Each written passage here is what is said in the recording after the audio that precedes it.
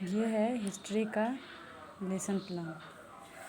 यहाँ पे आपको क्या लिखना है, पाठ योजना संख्या,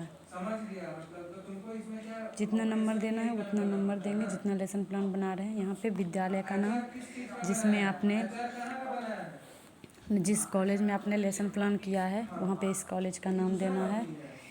जिस कक्षा में आपने पढ़ाया उस कक्षा का नाम देना है। यहाँ पे छात्राध्यापक छात्राध्यापिका का नाम देना है। उसके बाद कालांश क्या है, कालांश लिखना है। उसके बाद विषय क्या है, हिस्ट्री या फिर इतिहास। अवधि कितना मिनट पढ़ाए हैं वो लिखना है। उसके बाद ये प्रकरण, प्रकरण में देंगे यूरोपीय शक्तियों का भारत में आगमन। उसके बाद इसका समान उद्देश्य में आएगा बच्चों में इतिहास विषय के प्रति रुचि जागृत करना। दूसरा, बच्चों की मानसिक शक्तियों का विकास करना। तीसरा, बच्चों की बौद्धिक क्षमता का विकास करना। चौथा, बच्चों को मानव समाज के क्रमिक विकास से अवगत कराना। पाँचवा, बच्चों में वैज्ञानिक एवं ऐतिहासिक दृष्टिकोण विकसित करना। उसके बाद आता है विशिष्ट उद्देश्य। बच्चों में भारत में आने वाली यूरोपीय शक्तियों की जानकारी प्राप्त हो जाएगी, पहला। दूसरा, व्यापारियों द्वारा उठाए गए कदम, साम दाम दंड भेद की जानकारी। तीसरा, प्राचीन जलमार्गों की जानकारी प्राप्त हो जाएगी। उसके बाद अगला पॉइंट है पूर्व ज्ञान। बच्चे अपने देश की भौगोलिक स्थिति की सामान्य जानकारी रखते हैं।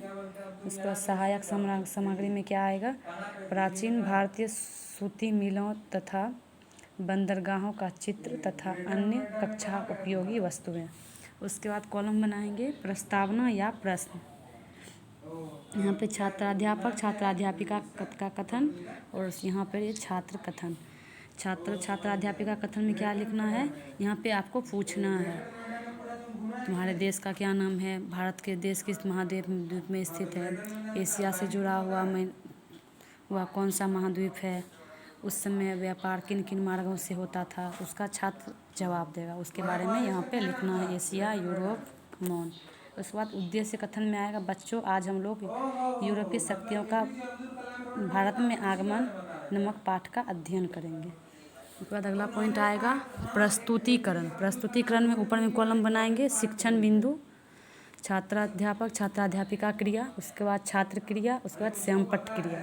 तो यहाँ पे क्या आएगा, यहाँ पे टॉपिक देंगे व्यापारिक मार्ग। तो प्रश्न रहेगा यूरोप के लोगों ने भारत में किस उद्देश्य से आना प्रारंभ किया।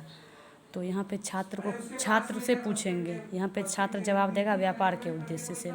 अगला क्वेश्चन रहेगा भारत और यूरोप के मध्य आने जाने के लिए उसमें कितने मार्ग प्रचलित थे। तो छात्र यहाँ पे मौन हो जाएंगे क्योंकि उनको ये जवाब पता नहीं है। स्पष्टीकरण में देंगे 16वीं शताब्दी से भारत से व्यापार के लिए यूरोपीय शक्तियों ने आना प्रारंभ किया, जिसमें पुर्तगाली, डच, फ्रांसीसी और ब्रिटिश प्रमुख थे। श्यामपट्ट काल में क्या देंगे, वेनिस और जेनेवा प्रमुख व्यापारी केंद्र थे।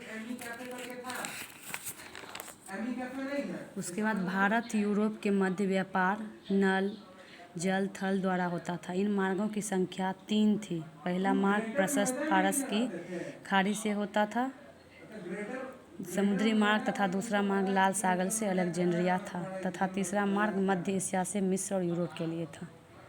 ऐसे ही करके अगला पॉइंट लिखेंगे। उसके बाद छात्र अपना उसका जवाब देंगे। और श्यामपट्टकारी में दिखाई दे रहा है ना, उस पर श्यामपट्टकारी में भारत की खोज वास्को डी गामा, अमेरिका खोज कोलंबस ने की थी, इसके बारे में लिखना है। ऐसे ही ये सब हो जाएगा। उसके बाद कक्षा निरीक्षण कार्य में जब छात्र श्यामपट्टकार कक्षा निरीक्षण कार्य में क्या लिखेंगे, जब छात्र श्यामपट्ट कार्य कॉपी में उतार रहे होंगे तब छात्राध्यापक कक्षा में घूम घूम कर उनकी कॉपियों का निरीक्षण करेंगे। पुनरावृत्ति परीक्षण, इसमें समुद्री यात्राओं में दिशाओं का ज्ञान किस यंत्र से होता है, नए समुद्री मार्ग की खोज क्यों आवश्यक हो गई, दूसरा पॉइंट। तीसरा पॉइंट पुर्तगाली व्यापारी हमारे देश में कौन सा समाज खरीद कर ले जाते थे। चौथा पॉइंट, पुर्तगाल की इजाज़त के बिना कोई दूसरा देश अपने जहाज सागर के रास्ते में क्यों नहीं रहते थे। उसके बाद गृह कार्य में पुराने व्यापारिक समुद्री मार्ग कौन कौन से थे लिख कर लाना है, बस उसके बाद ख़त्म। अगर आपको ये वीडियो और भी आगे देखना है तो लाइक कीजिएगा एंड सब्सक्राइब कीजिएगा।